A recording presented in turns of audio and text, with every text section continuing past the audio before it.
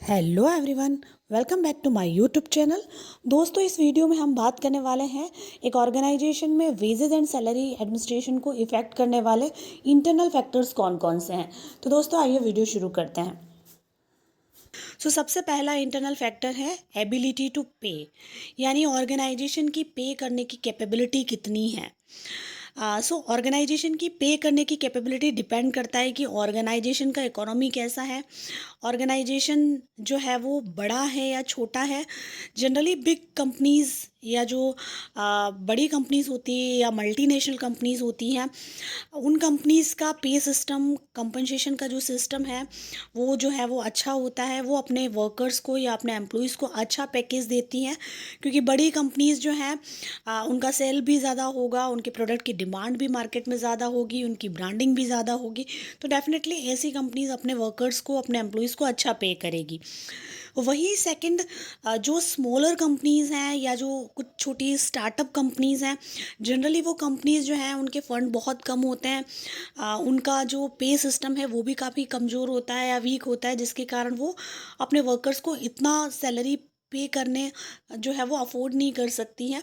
तो जनरली छोटी कंपनीज़ जो हैं वो अपने एम्प्लॉइज़ को सैलरी और वेजेस जो है वो कम पे देती है या कम देती हैं।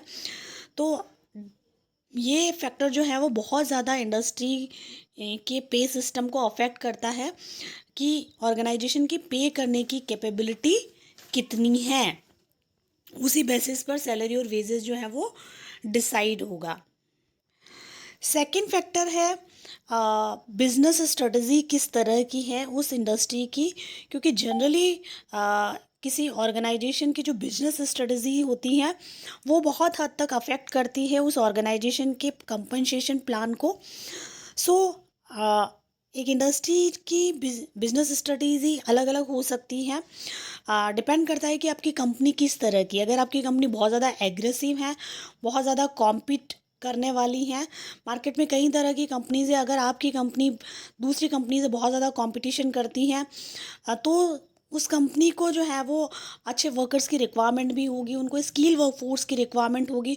और जब वो अच्छे वर्कर्स को हायर करेंगे, कॉम्पिटेंट वर्कफोर्स को हायर करेंगे, तो डेफिनेटली अच्छे वर्कर्स को हायर करने पर उनको अच्छा सैलरी पैकेज भी देना पड़ेगा। जो बहुत ज़्यादा नॉलेजेबल है, जो बहुत ज़्यादा इनोवेटिव वर्कफोर्स है, उनको आपको अच्छा पे करना होगा, तभी वो आपकी ऑर्गेनाइजेशन में अपने इनोवेटिव आइडियाज़ का यूज़ करेगी, अच्छा परफॉर्मेंस देगी। तो वहाँ पर बहुत ज़रूरी है कि वो कंपनीज़ जो है वो अपने वर्कर्स को या अपने एम्प्लॉयज़ को ज़्यादा पे करें। वहीं सेकंड, दूसरी टाइप की कंपनीज़ भी हो सकती हैं। मे भी हो सकता है कि कुछ कंपनीज़ की स्ट्रेटजी होती है कि भैया हमको बहुत ही स्मूथली चलना है। स्मूथली चलना मतलब धीरे चलना है, और ठीक है, उनको दूसरी कंपनी से कंपटीशन नहीं करना है, वो एवरेज परफॉर्मेंस वाली कंपनीज़ हैं। वो सोचती हैं कि हम जो है हायर स्किल वाले वर्कफोर्स को हायर नहीं करें, हम जो मीडियम लेवल की जो वर्कफोर्स हैं या ऑलरेडी उनके पास में जो अवेलेबल वर्कफोर्स हैं उन्हीं से काम करवा कर जो है वो काम ले सकती हैं। वहाँ पर ऐसे वर्कर्स को वो ज़्यादा पे नहीं करती हैं। जो कॉम्पिटिंग जो इंडस्ट्रीज़ हैं उनके कंपैरिजन में जो है वो अपनी जो वर्कफोर्स है उनको कम पे करती हैं। तो डिपेंड करता है कि इंडस्ट्री का या आपके ऑर्गेनाइजेशन का बिजनेस स्ट्रेटजी किस तरह का है।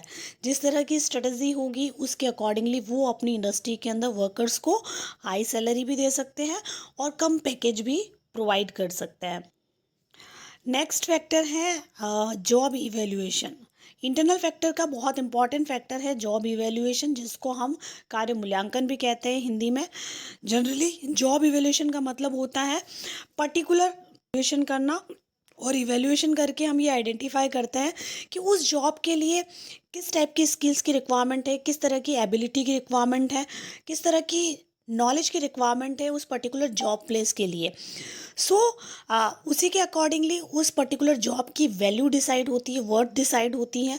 तो जॉब इवैल्यूएशन से हम ये पता लगा लेते हैं कि कोई पर्टिकुलर जॉब आपकी ऑर्गेनाइजेशन के अंदर है वो कितनी चैलेंजिंग जॉब है, कितनी उस पर्टिकुलर जॉब के लिए स्किल्स की रिक्वायरमेंट है। जितनी ज़्यादा हाई स्किल्स की रिक्वायरमेंट होगी, हाई चैलेंजेस होंगे, तो डेफिनेटली उस कंपनी को अपने वर्कर्स को उतना ही ज़्यादा जो है वो सैलरी पैकेज देना पड़ेगा। नेक्स्ट इंटरनल फैक्टर है परफॉर्मेंस अप्रेजल, निष्पादन मूल्यांकन। जनरली परफॉर्मेंस अप्रेजल के थ्रू जो है वो एक ऑर्गेनाइजेशन के अंदर एम्प्लॉय की परफॉर्मेंस को इवेल्युएट किया जाता है और आफ्टर इवेल्युएशन या अप्रेजल जो है उस एम्प्लॉय को सैलरी इंक्रीज़ भी की जाती है, उनको इंक्रीमेंट प्रोवाइड किया जाता है, उसको रिवार्ड्स दिए जाते हैं, कई तरह के और बेनिफिट्स प्रोवाइड किए जाते हैं। बट उन्हीं एम्प्लॉयज़ को ये सारे बेनिफिट्स दिए जाएंगे जिनका परफॉर्मेंस बहुत अच्छा होगा, जो अपनी जॉब रिस्पॉन्सिबिलिटी को बहुत अच्छे से परफॉर्म कर रहे हैं। तो ऐसे एम्प्लॉयज़ की परफॉर्मेंस का अप्रेजल करके उनकी सैलरी को इंक्रीज़ किया जाएगा। नेक्स्ट फैक्टर है एम्प्लॉयज़।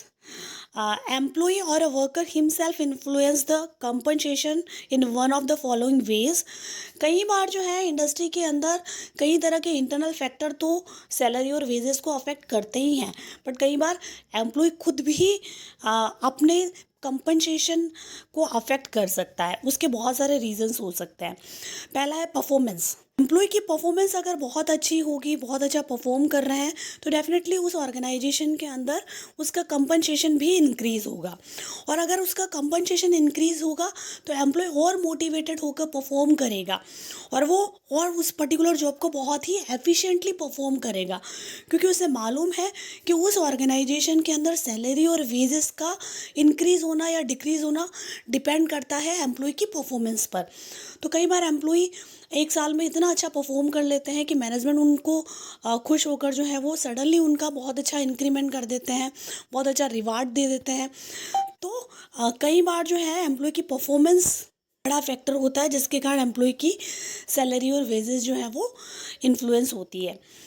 वहीं दूसरा फैक्टर है एक्सपीरियंस। एक्सपीरियंस एक एम्प्लॉय का बहुत इम्पॉर्टेंट होता है एक ऑर्गेनाइजेशन के अंदर, क्योंकि एम्प्लॉय अगर किसी ऑर्गेनाइजेशन में बहुत लंबे समय से डिवोटेड होकर काम कर रहा है, कमिटेड होकर काम कर रहा है, तो वो भी एक्सपेक्ट करता है कि इतने साल काम करने के बाद में मैनेजमेंट उसको किसी न किसी तरह का फाइनेंशियल रिवार्ड दे। एक्सपीरियंस भी एक बहुत इंपॉर्टेंट फैक्टर है जिसके कारण एक ऑर्गेनाइजेशन के अंदर एम्प्लॉय की सैलरी और वेजेस जो है वो अफेक्ट होती है। वही तीसरा है पोटेंशियल। कई बार कुछ कंपनीज ऐसी होती है जो एम्प्लॉय के पोटेंशियल को नोटिस करती है और कुछ कंपनी ऐसी होती है कि उनकी कंपनी के अंदर बहुत सारे ऐसे पोटेंशियल एम्प्लॉयज़ भी हैं जो अच्छे परफॉर्मर भी हैं और अच्छे पोटेंशियल वाले भी हैं। कंपनी को वहाँ पर जो है वो ऐसे पोटेंशियल एम्प्लॉय को आइडेंटिफाई करना चाहिए और उनको रिवार्ड देना चाहिए, या उनका जो कंपनसेशन है उसमें किसी न किसी तरह से उसको हाइक देनी चाहिए, इंक्रीज़ करना चाहिए, ताकि एम्प्लॉय जो है अपने पोटेंशियल का सही यूटिलाइजेशन करे और उस कंपनी को अपना बेस्ट आउटपुट दे। तो ये कुछ फैक्टर्स हैं जो एम्प्लॉय के खुद के ऊपर डिपेंड करते हैं, उसके कारण भी कई बार इंडस्ट्री के अंदर सैलरी और वेजेस जो है वो अफेक्ट होते हैं।